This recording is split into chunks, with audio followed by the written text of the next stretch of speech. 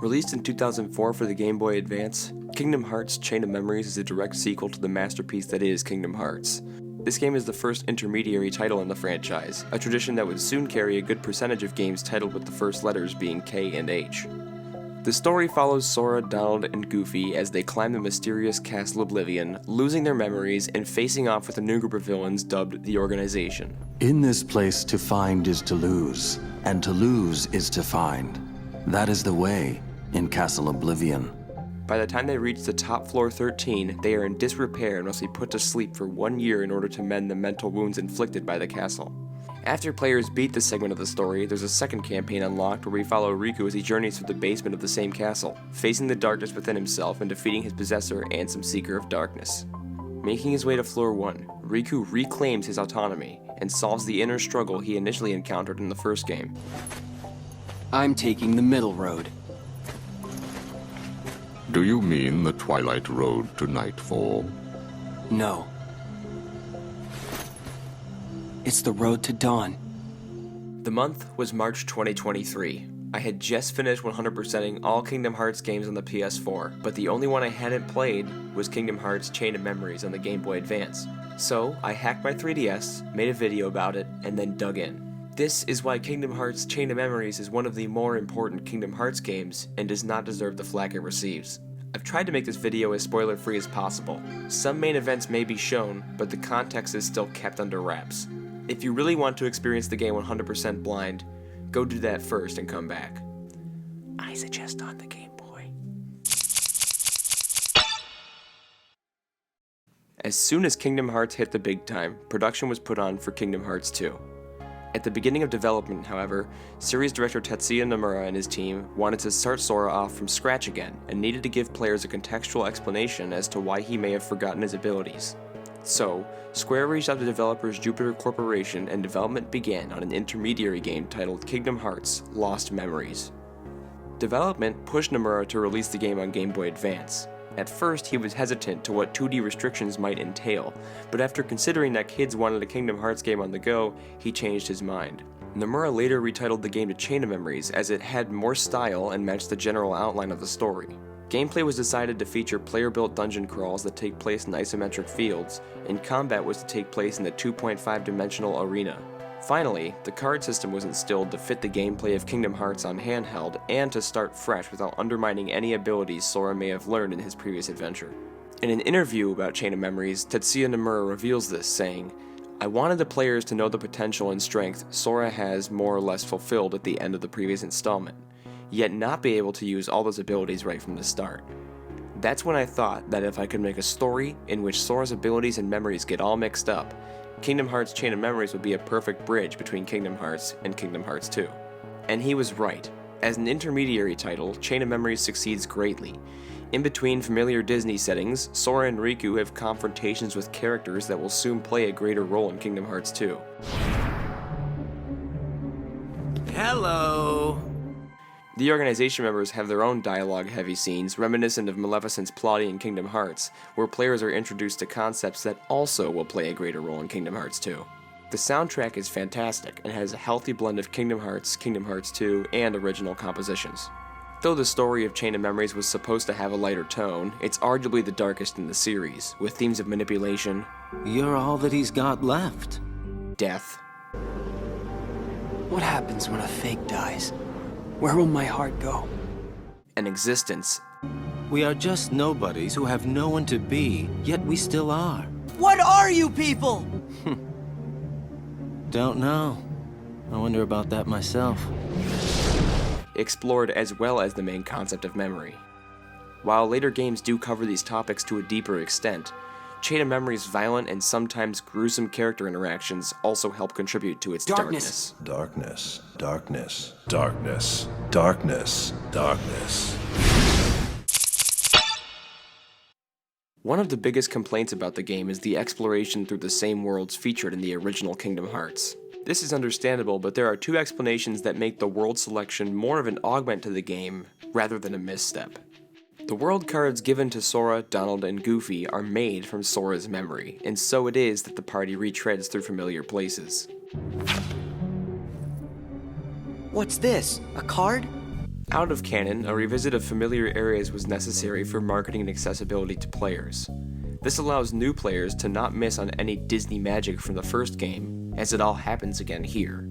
In Riku's case, some of the Disney worlds can be considered filler. His first batch of world cards features worlds he has memories in from Kingdom Hearts. However, his next batch is not so much, but this is justified. Inside of the card worlds, you grapple desperately with the darkness. Desperation is fear. You fight the darkness because it is what frightens you.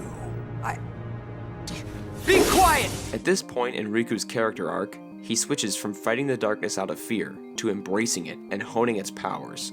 So what he really needs are places to fight and not take a trip down memory lane. Out of canon, Riku's campaign had to work with whatever was already available from Sora's story. On the Game Boy Advance, these hardware limitations are completely understandable.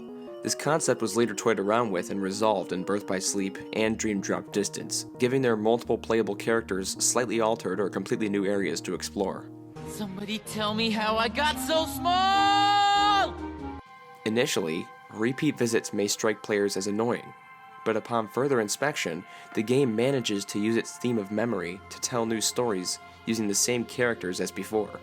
This approach to new storytelling wasn't wildly uncommon for Disney in the early 2000s, and it helps keep Castle Oblivion creepy. Things are happening, but not in the exact same way they did in Kingdom Hearts, and that approach maintains an off-putting atmosphere. Even the way the characters visit the worlds is different. Sora visits his Disney worlds to remember what he forgot.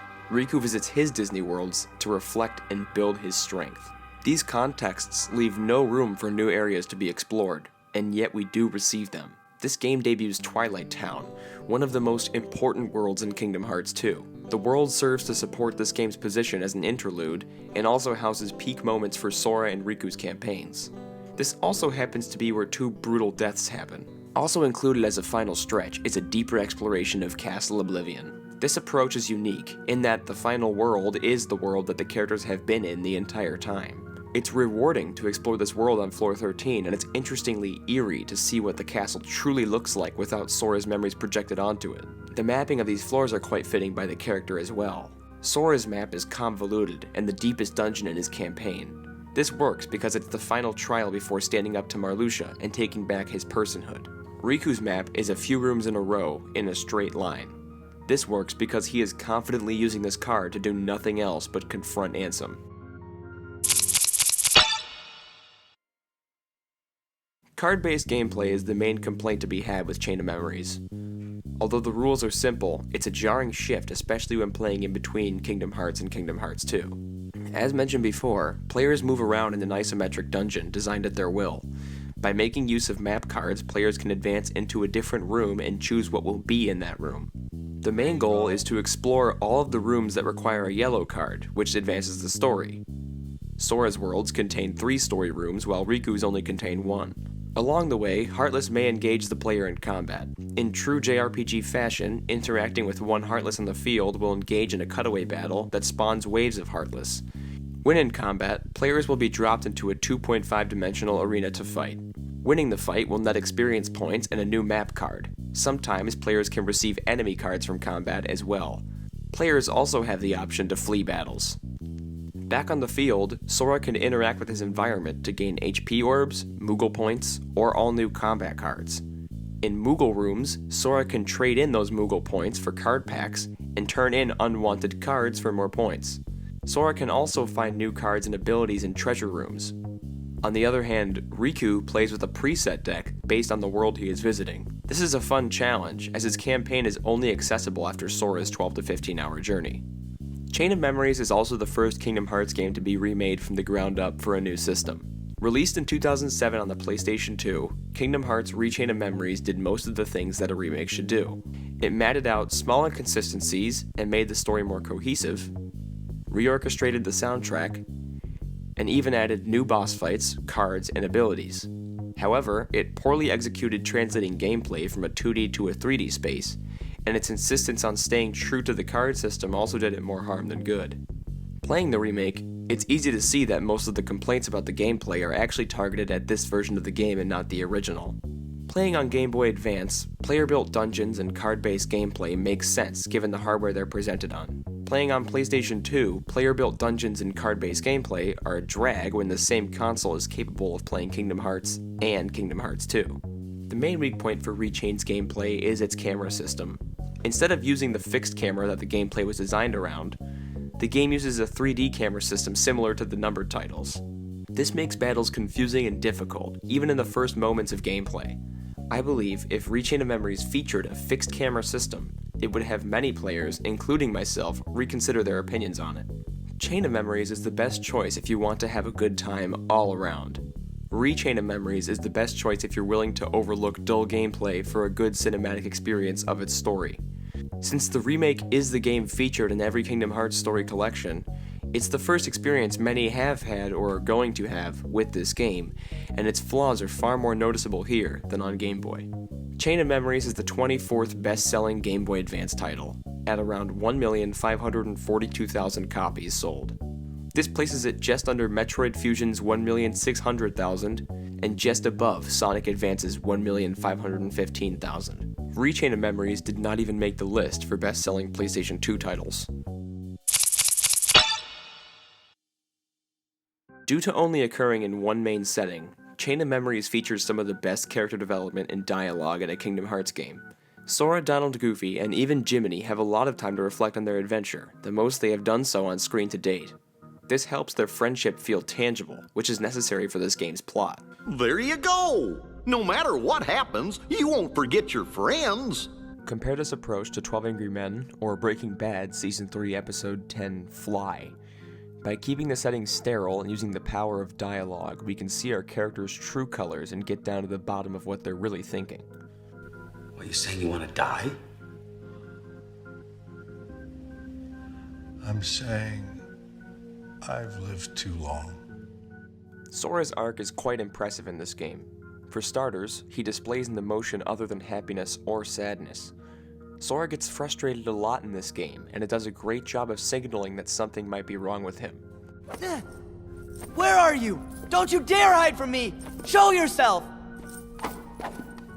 However, the kindness and loyalty at the core of his personality remain unfettered.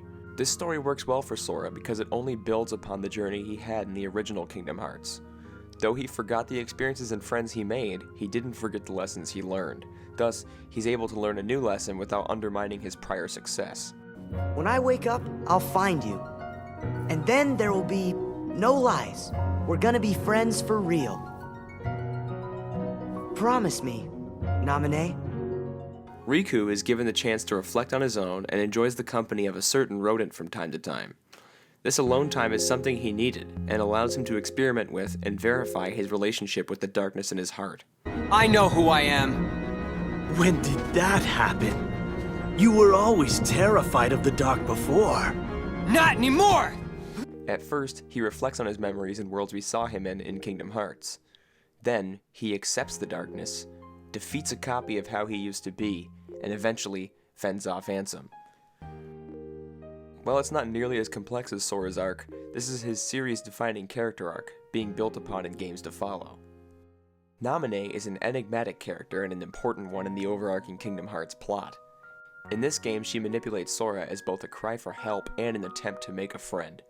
She succeeds in doing so, but after the organization is thwarted, she accepts that she must return Sora to normal and earn his friendship without cheating. A promise is a promise. Replicu's arc is left largely unfinished, but he still has moments of clarity and conscious decision. Within the game, he acts as a placeholder for Riku and Sora's story and as a symbol of Riku's darkness in Riku's story. Ultimately, his existence opens the door to Shion's and the greater half of Kingdom Hearts 3's side characters. The organization members present in this game have the best and most intense villain presence in any Kingdom Hearts game, since they employ dirty tactics like blackmail and taking hostages. Their instability also adds to their entertainment value. As the game unfolds, we watch each member turn on one another in a similar manner to The Godfather Part 2 or The Good, the Bad, and the Ugly. I know it was you, Fredo. You broke my heart. You broke my heart.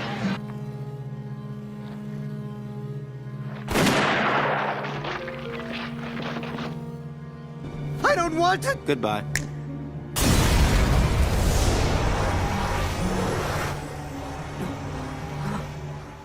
Being from Organization 13, they also stand nicely to segue between the numbered titles. Their meddling in between Disney worlds is a smooth transition from a universe without them to a universe infested with them. The final fights for each character is probably the most personal it's ever been in a Kingdom Hearts game as well. Instead of fighting a copy of Xehanort to save the world, Sora faces off with an apathetic psycho who is trying to convert him into a tool. And for the first time, Riku finally confronts Ansem within his heart and is able to keep him at bay. This is the end. As mentioned before, Kingdom Hearts Chain of Memories is the first intermediary title in the series, which would go on to be a pretty big deal. One of these spin-offs is more of a spin-off than the rest. This game is Kingdom Hearts Coded, a mobile phone game released only in Japan in 2008, and remade as Kingdom Hearts Recoded for the Nintendo DS in 2010. Coded and Chain of Memories are quite similar, and are treated as such by most Kingdom Hearts fans. This is because both games feature a main story that revisits worlds from the original Kingdom Hearts, and that both have a natural white point where their story folds in on itself, resulting in it being forgotten in universe. Chain of Memories has a lot of lasting impact because it is the first time this sort of thing happens. It starts its narrative telling the protagonists they will forget everything, so when they do, it's less of a surprise that it happened, and more of a surprise of how. Maybe my memories are fake, but the promise is real to me. But Riku gets time to shine that he doesn't forget, and the opening moments of Kingdom Hearts 2 tie into the concepts established or revealed in Chain of Memories. At the very beginning of Kingdom Hearts 2, the main conflict from Chain of Memories is still unresolved. It's only when Sora awakens that the game truly begins, since our days playing as Roxas are hinted at in the secret movie of Chain of Memories. I consider the beginning segment of Kingdom Hearts 2 to be a coda to the events of Chain of Memories in 358, and a prelude to the events of 2. Even in Kingdom Hearts 3, Chain of Memories is featured to further develop Riku's character and his relationship with his darkness. Got one last thing to see through.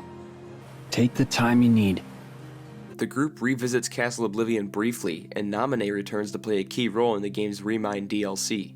Coded tries to pull all this off one more time and ultimately shoots itself in the foot. The story folds on itself with no real message sent, effectively acting as a trailer for the next few games to come. The closest thing we have to an overarching plot is a letter Sora receives at the end of Kingdom Hearts 2. And that letter only serves to bring us to the events of Dream Drop Distance. Square has tried to brand Dream Drop Distance as if it were a sequel to Coded, but that is so far from the case. If anything, the game acts as another intermediary to bridge the events of 2, Birth by Sleep, and Union Cross into 3. In Kingdom Hearts 3, Coded is referenced once, and then never again. It was a test to see if your data version was ready to face the hurt that you carry inside. Bruh. Even when all the dominoes were lined up in San Francisco, Coded was not relevant. Kingdom Hearts Chain of Memories may not be the best Kingdom Hearts game available, but it is still freakishly important. I've mentioned Riku's arc and it being the first intermediary game quite a bit, but I have not mentioned how important its developers are. Chain of Memories on GBA was developed by Jupiter Corporation. Their work on Chain of Memories inspired them to rejoin Square in 2007 for The World Ends With You, a standalone title for Nintendo DS based on the gameplay of Calm. The World Ends With You has seen the success of a remake on Nintendo Switch, an anime that aired in spring 2021, and a sequel that released for PS4 and Switch in July 2021. Characters from the game are also featured in place of Final Fantasy characters for Dream Drop Distance's revisit to Traverse Town. Hey, I didn't catch your name. Dream Eaters! That's a weird name. Chain of Memories on PS2 is the first Kingdom Hearts game to be developed by Square's production team based in Osaka. Dubbed the Osaka team, this team would go on to develop Birth by Sleep, Dream Drop Distance, 0.2, and the coveted Kingdom Hearts 3. They also co-developed alongside Hand for 2010's Recoded, and helped remake Lost Assets for 1.5's remaster of the original Kingdom Hearts. From a gameplay standpoint, this game is also the first to utilize a deck of some sort. This rendition is a little on the nose, but later Osaka developed titles would include the Command Deck. The Command Deck is a fan-favorite gameplay function that allows players to use custom special abilities at the cost of a cooldown timer. It made its debut in Birth by Sleep and returned for Recoded and Dream Drop Distance. A similar roulette wheel command scheme would return for Union Cross, and cards are back in Dark Road. Finally, this is the first game to feature a playable character other than Sora, a trend that would continue in the series moving forward. From a plot standpoint, this game is best served next to Kingdom Hearts 358 Days Over 2, yes that is how you pronounce it, and Knuckles. A few days after Roxas covers the basics with some familiar faces, the lot is shipped off to Castle Oblivion. On day 26, Roxas is knocked unconscious and only wakes up after Sora is put to sleep in the pod.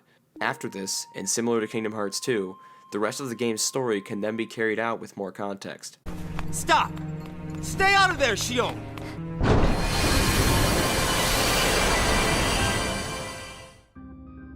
In conclusion, Kingdom Hearts Chain of Memories, despite receiving some criticism, holds a significant place in the Kingdom Hearts franchise, and offers valuable contributions to the series' overall development. Serving as the first intermediary title, the game efficiently bridges the gap between the original Kingdom Hearts and its sequel, Kingdom Hearts 2, introducing new plot elements that have lasting effects on the overall storyline. The game's unique card-based combat system and isometric exploration might have been a departure from the standard action RPG gameplay of the series, but it provided a fresh experience tailored to the GameBoy Advance's capabilities. The exploration of familiar Disney worlds, while initially criticized for its repetition, cleverly utilized the theme of memory to present new stories and perspectives, adding depth to the established characters and settings. In the grand scheme of the Kingdom Hearts narrative, Kingdom Hearts Chain of Memories may not be a crucial role, but can still be enjoyed as much as any other Kingdom Hearts title.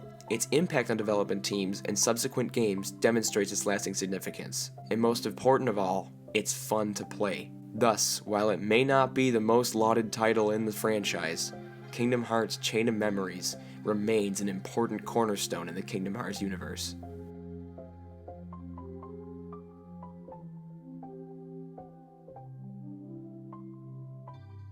Alright guys, welcome to the end screen. I'm pushing 100 subscribers. When I started recording this, I had 100, and then I lost a few. Might be at 99 or 98 right now. That's okay. The point is, I've built a Discord server. Just something small, something where if you want to watch this channel grow, if you want to give me video ideas, if you just want to come and hang out, you're welcome. You're more than welcome. I'm going to put that link in the description. I really hope you guys join, and I'm so excited that I'm slowly getting a following doing things that I'm passionate about. This is awesome, guys. Thank you. You're probably thinking that my last few videos have been really sporadic. I went from DS to Frito Chips to Chain of Memories, Kingdom Hearts, just Kingdom Hearts specific video. That is true. That's the point. My channel is really going to be bouncing between all the things that I want to talk about and just make an essay on. So I hope that you're willing to come along for the ride, and I hope that you are able to pull some entertainment factor even if you don't understand fully what I'm talking about. I try to make it accessible for people, that haven't played the Kingdom Hearts games, that they can watch this video and enjoy. Thanks so much for watching. My name's Joe, I have talked, and I'll see you in the next one.